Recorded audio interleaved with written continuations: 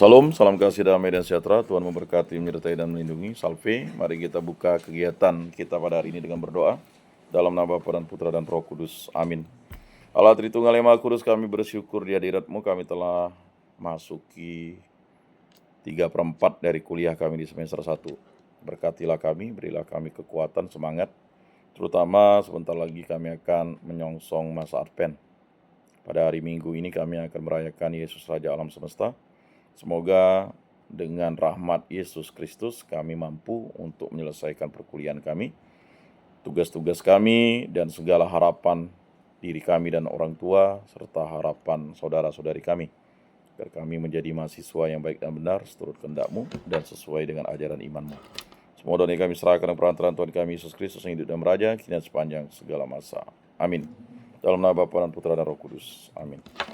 Saudara-saudari yang terkasih, ya, kemarin kita udah masuk ke kemiskinan, kemudian pengangguran, ya, lalu ada kesenjangan ekonomi, ya. Berikutnya dampak kesenjangan ekonomi, ya. Lalu ya video-video saya memang belum terupload karena memang menunggu antrian, ya. Keterbatasan akses pendidikan, ya. Itu salah satunya, ya. Berikutnya, ya, sampailah kepada diskriminasi dan intoleransi. Nah, jadi hari ini memang karena kalian tidak ada yang asistensi, maka mau tidak mau saya asistensikan tadi, ya. Kalau tidak diasistensi nanti kalian akan repot. Lalu saya buat asistensi, ya. Sebenarnya saya masih ada kegiatan, maunya tadi saya Google Meet, tapi saya udahlah, karena kalian harus asistensi. Nah, itu asistensi pertama untuk segala tugas yang kalian lakukan. Nah, makanya nanti saya akan menyelesaikan perkuliahan ini pas Angelus. Kan setelah ini kan kalian tidak ada kuliah lagi kan? Nah itu ya, batasnya jam 12 ya. Baik, diskriminasi dan intoleransi, bisa dicucuk itu? Ya. Mengapa ini menjadi masalah sosial? Karena ini menjadi masalah problematika di sebagian negara, mungkin atau masih untuk dunia, ya. Jadi problematika yang kita hadapi itu adalah bagaimana ya adanya diskriminasi dan intoleransi itu, ya.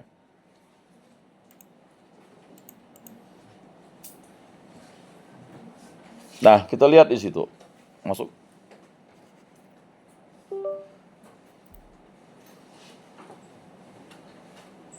Belum masuk ya?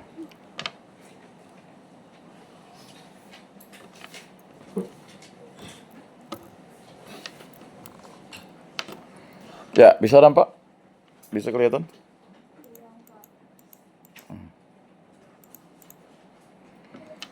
Ya, kalau kita lihat diskriminasi dan intoleransi itu adalah dua masalah sosial yang seringkali saling terkait dan berdampak negatif pada kehidupan masyarakat. Ya. Makanya biasanya minta dalam sepak bola people play, no racist, ya. Itu bagian dari diskriminasi. Mohon maaf, ada pemain bola itu sempat diteriaki kerak atau monyet di Eropa, ya. Dan itu menjadi suatu batu sandungan. Ya. Dia bagus bermainnya, tetapi akibat dia diteriaki seperti itu, akibatnya cara mainnya jadi menurun. Dan itu akhirnya, ya, waktu tandang di suatu tempat yang dihukum oleh federasinya adalah, ya, klubnya, karena tidak mampu memberikan pembelajaran atau pemahaman kepada fansnya. Nah, sering terjadi itu. Nah, untuk era-era sekarang itu udah sangat ditekan supaya tidak terjadi seperti itu. Diskriminasi mengacu pada perlakuan tidak adil dan tidak setara terhadap individu atau kelompok berdasarkan karakteristik tertentu seperti ras, ya, agama, gender, orientasi seksual, atau status sosial. Ini masih terus diperjuangkan supaya tidak terjadi diskriminasi, ya, diskriminasi ras. Orang Eropa menganggap dirinya adalah ras manusia tulen, sedangkan manusia Asia itu dianggap 80% manusia, dan bahkan dulu manusia di Afrika dianggap 60% manusia. Ya. Dan itulah yang diperjuangkan. Akhirnya kalau kita lihat yang namanya ya seorang pejuang anti apartheid, ya, siapa namanya? Nelson Mandela ya. Ya, itu menjadi peraih hadiah Nobel ya. Mengapa? Karena dia memperjuangkan ya kesamaan ras di Afrika Selatan ya. Berikutnya agama. Ini di beberapa negara mungkin ini terjadi. Ya, kalau di negara kita perbuatan intoleransi itu dia melanggar hukum. Perbuatan intoleran itu bagi pejuang toleransi itu ya tidak ada yang namanya kita melakukan diskriminasi dan intoleransi terhadap agama. Karena di Indonesia itu ada 6 agama dan 200 lebih aliran kepercayaan. Nah, jadi di Kementerian Agama itu mengurusi semua agama. Itu dalam rangka perlakuan yang sama supaya masyarakat itu tidak didiskriminasi dan tidak ada intoleransi. Karena hak asasi manusia itu karena kita hak untuk dilahirkan. Kita tidak pernah meminta kepada Tuhan untuk dilahirkan menjadi ras ini, suku ini, ya kan, agama ini, ya. Kan kita tidak pernah diminta kepada Tuhan mau dilahirkan sebagai seorang Katolik. Tapi kita dilahirkan sebagai seorang manusia, lalu puji Tuhan orang tua kita Katolik, lalu membaptis kita waktu bayi. Jadilah kita Katolik. Ya puji Tuhan kita menjadi pengikut Kristus. Karena ada 5 miliar manusia yang tidak mengenal Kristus. Dari sekian miliar manusia yang ada di muka bumi. Bayangkan. 5-4 miliar ya. Jadi tidak benar-benar tidak mengenal Kristus itu ada. Masih ada. Dan sangat banyak. 5 miliar bukan hitungan. Kita aja penduduk kita 5 juta. Yang tidak mengenal Kristus 5 miliar misalnya. Umat Katolik di Kalimantan Barat 1, sekian juta. Ya paling banyak di Nusa Tenggara Timur. Nah itu. Lalu gender ya, antara laki-laki dan perempuan. Ya di sini luar biasa perempuan lebih banyak menjadi guru agama Katolik karena mengikuti Bunda Maria. Apalagi kemarin kita merayakan ya pesta Bunda Maria ya, diserahkan kepada Allah. Apa? Kalau hari ini kan pesta wajib Santa Cecilia. Kalau kemarin pesta wajib Bunda Maria dipersembahkan kepada Allah atau Santa Perawan Maria dipersembahkan kepada Allah. Ya.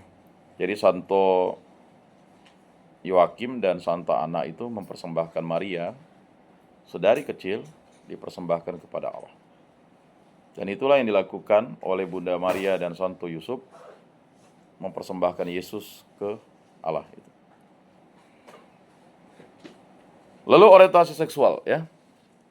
Orientasi seksual. Jadi gereja mengajak kita untuk tidak melakukan diskriminasi terhadap orientasi seksual. Kamu orientasi seksual kamu ini apa? Loh? Hah? Orientasi seksual kamu?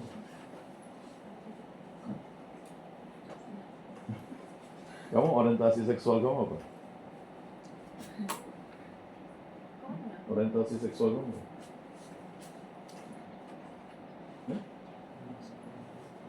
Tahun ini kan ya jelas orientasi seksual. Betul? Loh? Hah?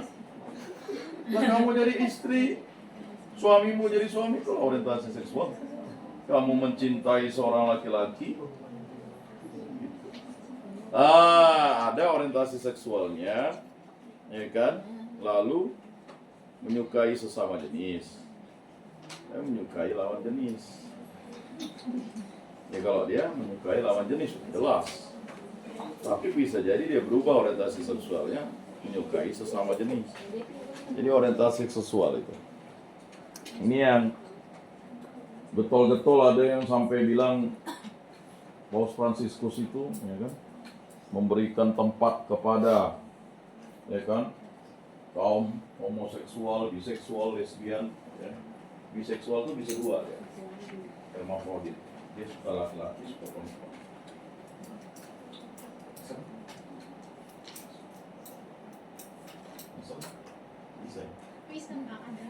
ada. Oh, kalau ada.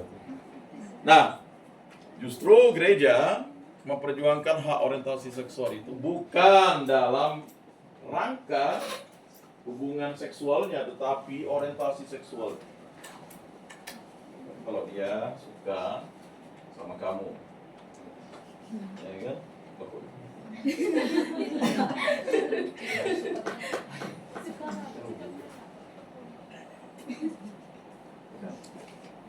Begini ya, orientasi seksual itu kan orientasi itu dia pola pikir. Kamu nanti berpacaran dengan cowok atau cewek? Berpacaran dengan cowok. Ya. Tapi apakah berpacaran dengan cowok? Maksudnya cowok? Saya kan cowok juga.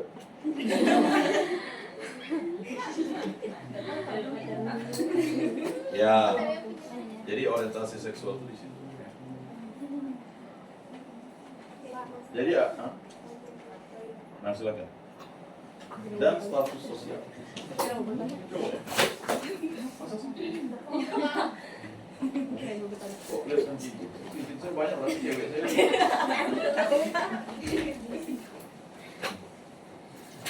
Dan status sosial ya. Nah itu. Jadi sementara itu, intoleransi adalah ketidaksediaan atau penolakan untuk menerima perbedaan, baik dalam keyakinan, nilai, maupun cara hidup orang lain. Nah, sedangkan diskriminasi tadi mengacu pada perlakuan tidak adil atau tidak setara terhadap individu atau kelompok berdasarkan karakteristik tertentu, seperti ras, agama, gender, orientasi sosial, atau status sosial. Ya, difabel atau tidak difabel. Ya, makanya ada penerimaan PNS dan P3K itu untuk khusus difabel kan. Jadi intoleransi itu adalah ketidaksediaan atau penolakan untuk menerima perbedaan baik dalam keyakinan, nilai, maupun cara hidup orang lain. Makanya ada namanya moderasi beragama. Ya, nanti kita akan di Google Meet saja saya sampaikan materinya ya. Jadi ini kedua fenomena ini bisa menghambat terciptanya masyarakat yang adil, damai, dan inklusif. Inklusif itu terbuka, adil, damai. Jadi semua orang itu harus mendapatkan, ya kan, atau keadilan itu di mata hukum itu. Ya. Nah, bentuk-bentuk diskriminasi dan intoleransi ya. Apa? Yang pertama diskriminasi rasial dan etnis. Rasial itu kelompok, misalnya kayak kita kelompok orang Asia, ya, ada kelompok orang Eropa, ya. Tetapi ada etnisnya lagi, ya. Nah, ini persoalan yang akan kita hadapi ya di dalam dunia ini. Nah, diskriminasi ini terjadi ketika orang diperlakukan berbeda berdasarkan ras atau etnisitas mereka. Hal ini bisa terlihat dalam bentuk prasangka, stereotip, atau pembatasan hak tertentu bagi kelompok etnis tertentu. Misalnya beberapa kelompok mungkin mengalami hambatan dalam mendapatkan pekerjaan atau akses ke layanan publik hanya karena etnis mereka. Jangan sampai kita ya dalam mendapatkan pekerjaan. Coba kita perhatikan Stakan ini sungguh luar biasa. Tinggal 2 agama saja yang belum ada di sini bekerja di Stakan. Agama Buddha dan Konghucu. Sedangkan 4 agama sudah. Katolik, ya kan? Kristen, Islam, dan Hindu. Ya. Ya cari sendiri lah kan ada. Makin bingung dia. Kedua, diskriminasi gender. Diskriminasi gender mengacu pada perbedaan perlakuan terhadap seseorang berdasarkan jenis kelaminnya. Makanya ya sepak bola itu ada sepak bola wanita kan, itu karena perjuangan gender. Bahkan di Amerika gaji sepak bola perempuan itu lebih rendah daripada gaji sepak bola laki-laki. Tetapi akhirnya diperjuangkan, akhirnya gajinya sama. Ya. Nah, jadi itu ya. Seringkali perempuan yang menjadi korban diskriminasi ini misalnya dalam hal kesempatan kerja. Karena dia ada hamil, tidak boleh kerja, ya tidak bisa. Hak upah yang sama. Karena perempuan itu tenaganya lebih lemah, jadi upahnya berbeda. Atau akses terhadap pendidikan ya. Perempuan cukup tamat SD aja lah, SMP, SMA pun nanti ngikut suaminya di dapur, di kasur, di sumur, ya kan? Kan begitu. Ya.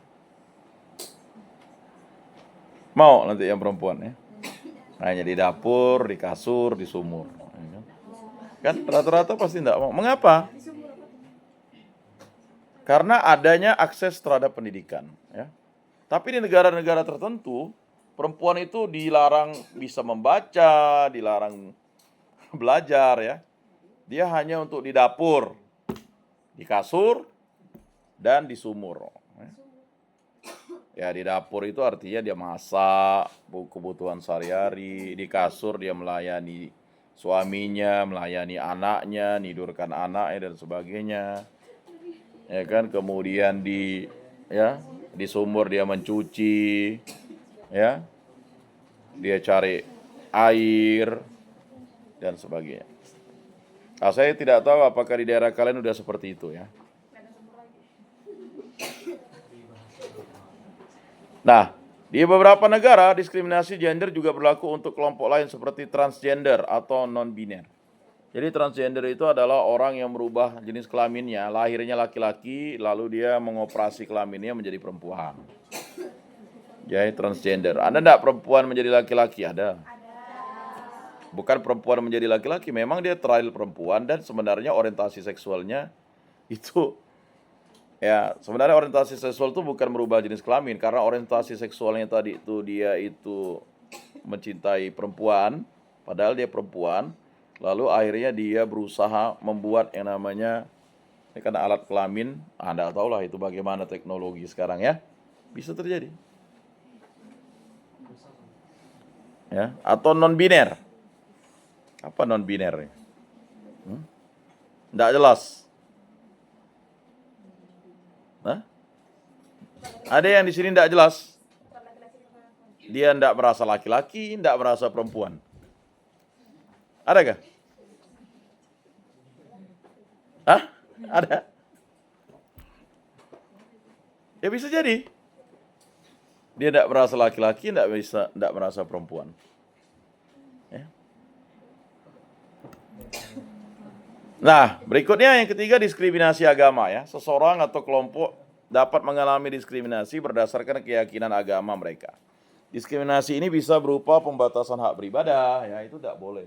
Tindakan kekerasan. Jadi saya tidak bisa memaksa istri saya untuk misa harian. Walaupun saya sama-sama Katolik ini istri saya. Yang saya bisa wajibkan itu sebagai seorang suami hari Minggu. Nah, silakan. Ya. Kalau beribadah. Tindakan kekerasan atau bahkan perundungan hanya karena kepercayaan yang mereka anut. Gara-gara pakai salib, ya kan? Salibnya ada jin kafir dan sebagainya, itu perundungan, tidak boleh. Jadi begini, kita sebagai orang Katolik itu sering dirudung. Oh, Tuhan kalian itu 3, Tuhan kalian itu tersalib, Tuhan kalian itu lemah, Tuhan kalian itu manusia, itu perundungan. Ya jadi Katolik dulu baru tahu. Kalian jelaskan tentang langgang pun ya tidak akan tahu. Dia tidak mau tahu. Nah, oke. Maka itu ya agamamu, agamamu, agamaku, agamamu. Imanku ya imanku, imanmu ya imanmu. Itu asas. Ya. Kemudian apa? Ya. Jadi intoleransi agama dapat menyebabkan konflik sosial yang berkepanjangan. Seperti kayak Libanon itu kan akhirnya perang saudara. Karena masing-masing mempertahankan imannya dan akibatnya saling konflik. Tapi sekarang sudah damai. Keempat, diskriminasi berdasarkan orientasi seksual. Individu yang termasuk dalam kelompok LGBTQ. Nah, apa itu? LGBTQ. Hah? Itu apa? Lesbian, G-nya apa? Gay, B-nya biseksual, T-nya transgender, Q-nya tadi apa? Q itu? Hah? Apa Q? Hah? Ya, dia enggak laki-laki, enggak perempuan, enggak juga lesbian, enggak juga gay. Dia enggak tahu. Enggak mau. Belum menemukan jati diri. Belum bekerja. Ya artinya begini, dia berhak memilih apa jenis kelaminnya dan tidak mau diketahui jenis kelaminnya. Toiletnya di mana? Agak bingung ya. Kadang dia masuk ke toilet perempuan, kadang dia masuk ke toilet laki-laki. Oh, enggak juga. Jadi di situ toilet itu udah jelas. Ya. Karena toilet itu, ingat, walaupun dia misalnya gay, dia harus masuk ke toilet pria. Itu berdasarkan, karena seks itu berdasarkan apa? Bukan hubungan seks itu alat kelaminnya ya. Tapi orientasi seksual berbeda. Jadi manusia itu hanya dua aja, male dan female ya. Jadi kalau dia udah tahu toilet itu untuk male, laki-laki ya. Cuma masalahnya ini kan orientasi seksual. Orientasi seksual itu lebih pada kejiwaannya. Jadi kalau lesbian itu dia perempuan, menyukai perempuan dan ingin hidup sebagai sepasang kekasih. Nah, jadi bukan sepasang sahabat, bukan. Maksudnya orientasi seksual. Begitu juga gay, dia laki-laki. Tapi di situ dia akan memilih perempuannya itu sebagai laki, perempuannya sebagai perempuan, male atau female. Gitu, paham ya? Laki-laki begitu, dia akan memilih. Tetap dia ada pilihan tuh. Ya. Kalau biseksual, dia bisa. Dia menyukai laki-laki, perempuan, dia menyukai perempuan. Laki-laki dia menyukai perempuan, dia menyukai laki-laki. Dua ya, hidup di dua alam. Kalau transgender ya itu tadi, merubah jenis kelaminnya. Harusnya dia dilahirkan memiliki ya kan penis, tapi akhirnya dia membuat vagina, memilih. Dia terlalu membuat punya vagina, lalu dia membuat penis. Nah, nggak tahu dari apa ya. Itu transgender. Lalu Ki ini nggak jelas lah dia. Ya. Pokoknya malam dia laki-laki, siang dia perempuan. Siang Yanti, malam Yanto. Nah itu bisa.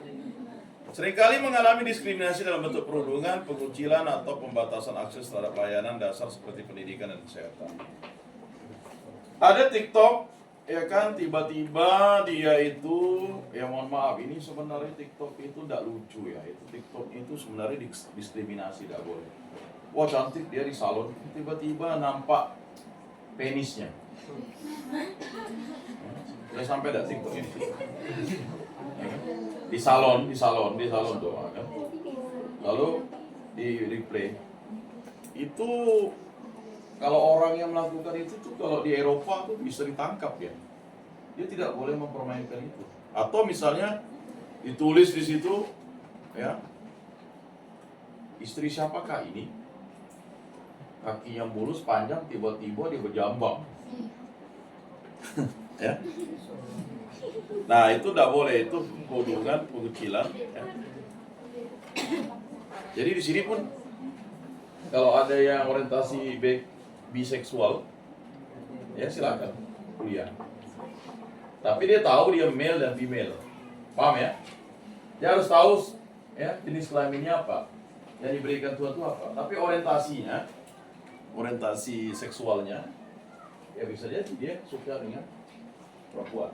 Tapi karena dia, kalau ilmu sosial itu kan bukan bercerita tentang ini ya, maksudnya itu harus memahami itu.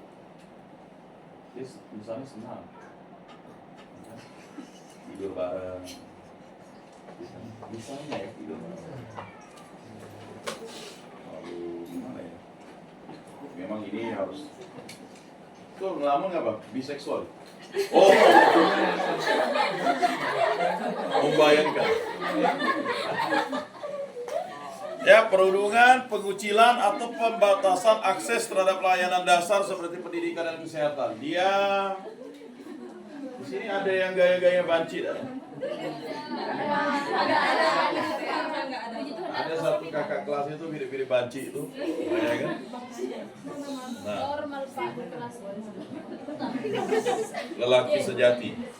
Pendidikan dan kesehatan. Diskriminasi ini sering diperparah oleh stigma sosial dan kurangnya perlindungan hukum bagi kelompok ini di banyak negara. Jadi masalah orientasi seksual ini persoalan problematika kita bersama, ya.